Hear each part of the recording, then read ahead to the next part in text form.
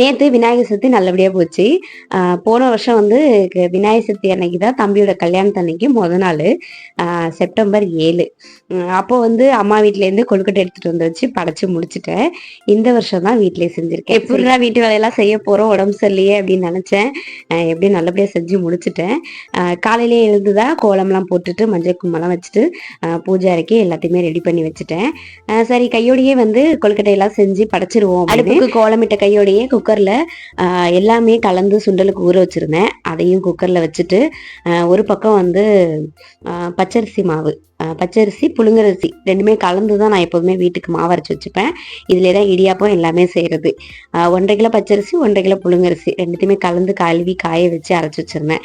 அந்த மாவை ஒரு 2 டம்ளர் எடுத்து லைட்டா எண்ணெய் சட்டியில போட்டு வறுத்துட்டு அதுக்கப்புறம் அதில் சுட சுட தண்ணி ஊற்றி லைட்டா உப்பு போட்டு பிசைஞ்சிட்டேன். பூவரிசி இலை இருந்துச்சு, அதுல வந்து மாவை தட்டிட்டு அப்புறம் வந்து பூர்ணத்துக்கு கடலப்பருப்பு பூர்ணம் தான் செஞ்சுருந்தேன். எப்போதுமே கடலப்பருப்பு எள்ளும் சேர்த்து தான் செய்வேன். இந்த முறை முடியல, அதனால் இதை மட்டும் செஞ்சுட்டு இட்லி பானையில் எல்லாத்தையுமே ரெடி பண்ணி வச்சுட்டு வேக வச்சுட்டு அடுத்து பூஜை அறையில் விளக்கேற்றி வச்சு சாமிக்கு நல்லபடியாக இந்த வருஷம் விநாயகர் சதுர்த்திக்கு நல்லபடியாக படைச்சு முடிச்சாச்சு. நீங்களாம் எப்படி செஞ்சுருந்தீங்க என்னன்னு கண்டிப்பாக கமெண்ட்டில் சொல்லுங்கள். நேற்று வீடியோ போட முடியல, இன்றைக்கி தான் இதை ஷேர் பண்ண முடிஞ்சிச்சு. ஓகே ஃப்ரெண்ட்ஸ், நம்ம வீடியோ பிடிச்சிருந்தா லைக் அண்ட் சப்ஸ்கிரைப் பண்ணிக்கோங்க.